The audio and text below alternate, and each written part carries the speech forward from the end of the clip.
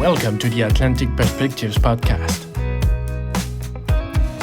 Bonjour à tous et bienvenue dans la Maison Blanche et l'Europe avec Maxime Lobet. Dans l'épisode précédent, nous avons quitté les États-Unis sous la présidence d'Andrew Jackson. Un président qui transforme profondément la vie politique américaine en se présentant comme le défenseur du peuple face aux élites de Washington. Mais l'héritage de Jackson ne se limite pas à ses décisions ou à son style de gouvernement. Il contribue aussi à remodeler durablement le paysage politique américain. Au début du XIXe siècle, les partis politiques restent encore relativement fragiles. Les rivalités existent, mais elles s'organisent souvent autour de personnalités plus que de véritables structures nationales. À la fin des années 1830, la situation est différente. Deux grands partis dominent désormais la vie politique américaine. D'un côté, les démocrates, héritiers de Jackson et défenseurs d'un pouvoir fédéral limité. De l'autre, les Whigs, qui dénoncent ce qu'ils considèrent comme les excès du président et souhaitent un gouvernement plus actif dans le développement économique du pays. Pour la première fois, les États-Unis se rapprochent d'un véritable système bipartisan national. Les campagnes électorales mobilisent des millions d'électeurs, les réunions publiques se multiplient et les partis deviennent des organisations permanentes. C'est dans cette Amérique nouvelle que trois hommes vont se succéder à la Maison-Blanche en moins de 8 ans. Martin Van Buren, William Henry Harrison et John Tyler. Trois présidents très différents, mais qui illustrent ensemble la montée en puissance des partis politiques dans la démocratie américaine. Mars 1837, Washington DC. Martin Van Buren prête serment comme 8e président des États-Unis. Pour la première fois dans l'histoire du pays, un président succède à un autre appartenant au même parti après 2 mandats complets. À ses côtés se tient Andrew Jackson, dont il est le fidèle allié et l'héritier politique désigné. Après 2 mandats d'Andrew Jackson, les démocrates choisissent naturellement son plus proche allié pour lui succéder. Martin Van Buren est élu président en 1836. Contrairement à Jackson, Van Buren n'est ni un héros militaire ni un homme de la frontière. C'est un organisateur politique. Il a joué un rôle essentiel dans la construction du Parti démocrate et dans l'émergence du système bipartisan qui domine désormais la vie politique américaine. Mais quelques semaines seulement après son arrivée à la Maison-Blanche, son administration est frappée par une grave crise économique. En 1837, les banques ferment, les entreprises font faillite et le chômage progresse rapidement. Cette crise, connue sous le nom de panique de 1837, plonge le pays dans plusieurs années de difficultés économiques.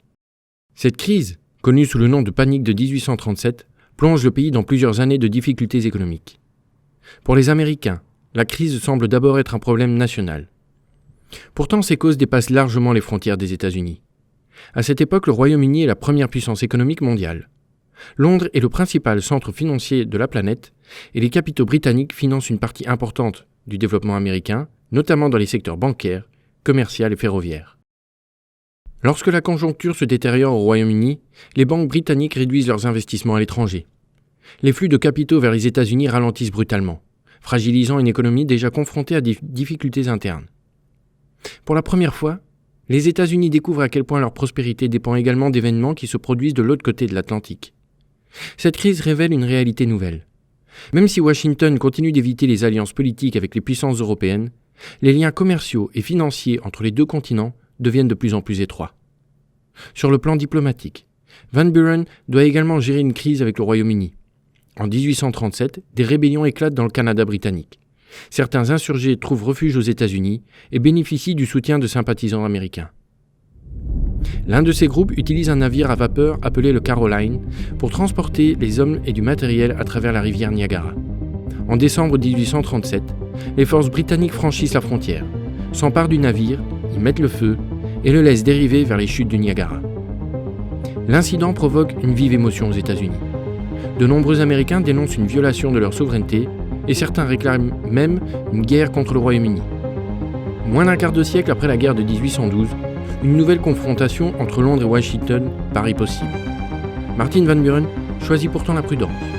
Malgré la pression de l'opinion publique, il refuse l'escalade et renforce les mesures destinées à empêcher les citoyens américains de participer aux rébellions canadiennes. Cette politique contribue à éviter une nouvelle guerre entre les deux pays et prépare progressivement une période de relations plus stable entre Washington et Londres. Mais sur le plan intérieur, la crise économique domine largement son mandat. Malgré ses efforts, Van Buren ne parvient pas à restaurer la prospérité avant l'élection suivante. En 1840, les électeurs se tournent vers l'opposition. Le parti Whig remporte la présidence pour la première fois de son histoire. Le système bipartisan qui s'est imposé sous Jackson est désormais pleinement installé. Pour la première fois, les démocrates cèdent la Maison-Blanche à un parti d'opposition organisé à l'échelle nationale. L'homme qui s'apprête à entrer à la Maison-Blanche est un ancien général de la guerre de 1812. Son nom est William Henry Harrison. Mars 1841. Washington, D.C. William Henry Harrison prête serment comme 9e président des États-Unis devant une foule nombreuse rassemblée au Capitole.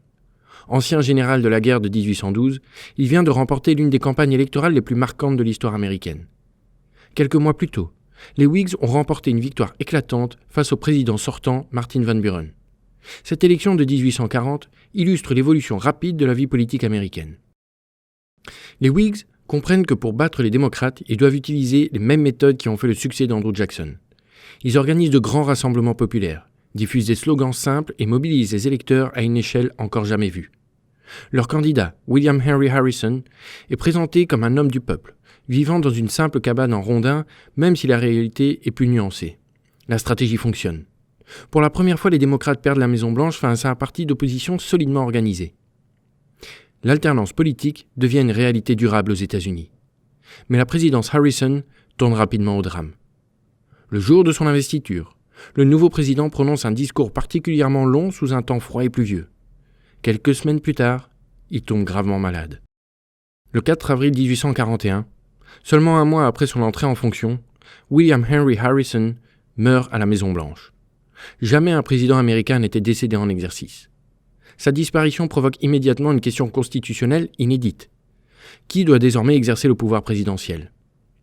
La Constitution prévoit qu'en cas de décès du président, ses pouvoirs sont transférés au vice-président. Mais elle ne précise pas clairement si celui-ci devient pleinement président ou s'il exerce simplement les fonctions présidentielles à titre temporaire. Le vice-président John Tyler tranche lui-même le débat.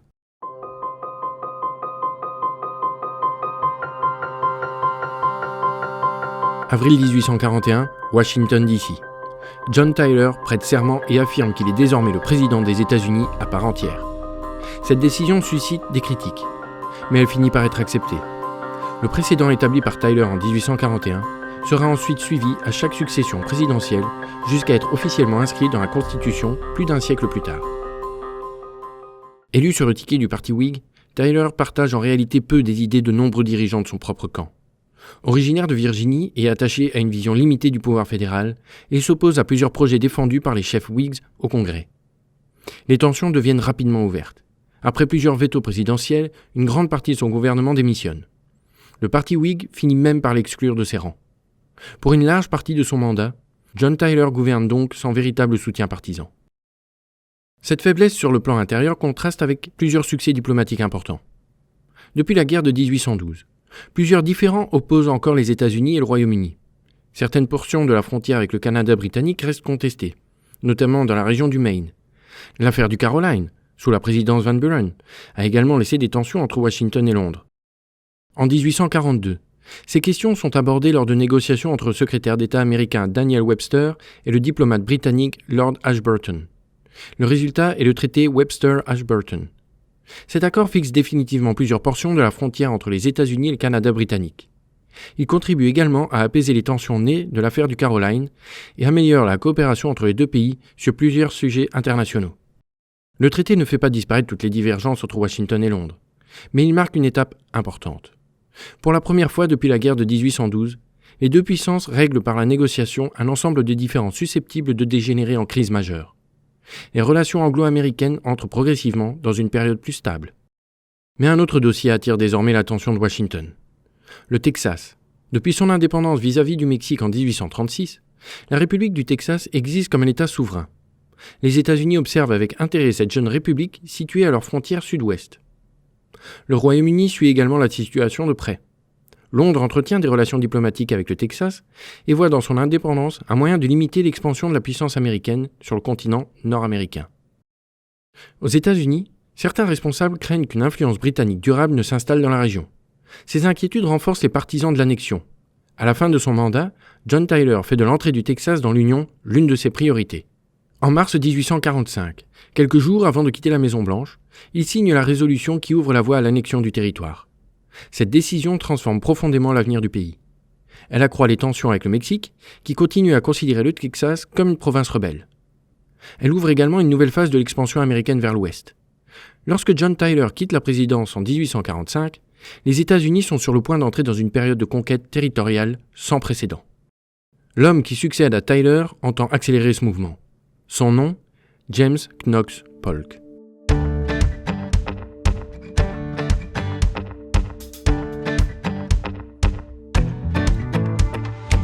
Martin Van Buren hérite du mouvement politique créé par Andrew Jackson et doit affronter une grave crise économique. William Henry Harrison incarne la première victoire nationale du parti Whig, mais son mandat s'achève après seulement 1 mois. John Tyler, enfin, gouverne dans l'isolement politique tout en renforçant la place des États-Unis sur la scène nord-américaine. À première vue, cette période peut sembler moins spectaculaire que celle de Washington ou de Jackson.